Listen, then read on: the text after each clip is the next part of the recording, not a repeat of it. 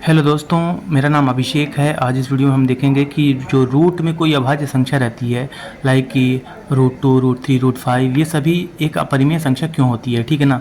तो देखिए दोस्तों, इसे साबित करने के लिए हम पहले क्या मान लेंगे कि जो आपका √2 है, जो √2 है वह क्या है, यह एक परिमेय संख्या है जिसे p/q के रूप में लिखा जा सकता है, ठीक है ना। अगर ये परिमेय संख्या होगी तो इसे p/q के रूप में लिखा जा सकेगा, जहाँ पे q बराबर 0 नहीं रहेगा। ध्यान दीजिएगा कि p और q आपस में क्या हैं, कोप्राइम्स हैं। कोप्राइम मतलब सह अभाज्य संख्याएं हैं।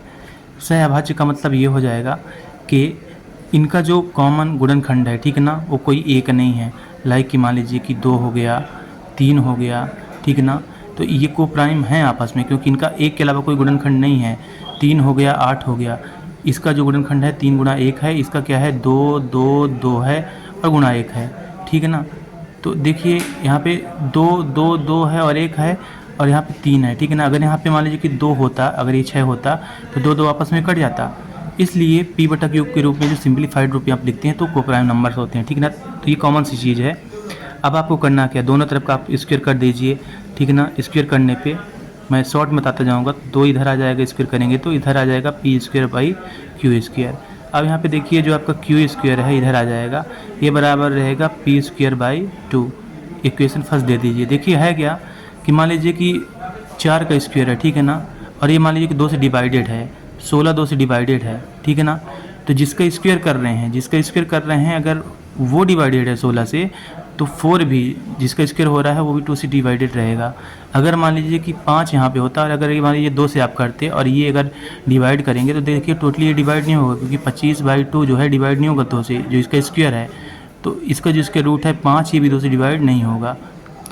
तो आप ये देखिएगा, ये हम मान लिए हैं कि जो आपका p है ये 2 से डिवाइड है। तो अगर मान लीजिए कोई संख्या किसी से डिवाइड रहे, जैसे मान लीजिए कि आपका क्या है कि जो मान लीजिए कि 8 है, अगर 2 से भी डिवाइडेड है तो इसका गुणनखंड करेंगे तो 2 गुणा 4 होगा, ठीक है ना। वैसे तो मतलब 2 इसके पहाड़ा में आएगा, इसके टेबल में आएगा। इसी तरह से p = आप 2c मान सकते हैं कोई, कि मतलब c कोई वो नंबर है जिसका एक गुणनखंड कोफिशिएंट 2 भी है, ठीक है ना। तो ठीक है, इसका जो मान है आप समीकरण 1 में, इक्वेशन 1 में पुट कर दीजिए। तो यहाँ पे q के बराबर क्या हो जाएगा आपका, p की जगह पे 2c रखिए, इसका स्क्वायर कर दीजिए, बाई 2 कर दीजिए। तो जो आपका q² है बराबर रहेगा 4c²/2। ये 2 2 जा 4, इतना हो जाएगा। जो ये 2 है इधर मल्टीप्लाई में इधर आके डिवाइड में हो जाएगा, q²/2 = c², ठीक है ना। ये इक्वेशन सेकंड हो जाएगा।